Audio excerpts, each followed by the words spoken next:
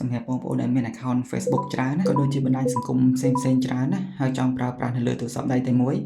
ដោយមិនចាំបាច់ switch ចុះ switch ឡើងខ្ញុំបាទសូមណែនាំនៅ app មួយឈ្មោះថា Friendly បងប្អូនគ្រាន់តែចូលទៅក្នុង Play Store ឬក៏ App Store ធ្វើការ download ទៅរួចធ្វើការបើកកម្មវិធីនឹងមកហើយយើងឃើញថាមានកម្មវិធីជាច្រើននៅក្នុង app នេះតែមួយដូចជា YouTube Facebook និង TikTok ជាដើមមកដល់កន្លែងនេះបងប្អូនគ្រាន់តែ log in Facebook ទៅហើយចុចត្រង់សញ្ញាបូកនេះដើម្បី log in account Facebook ផ្សេងទៀត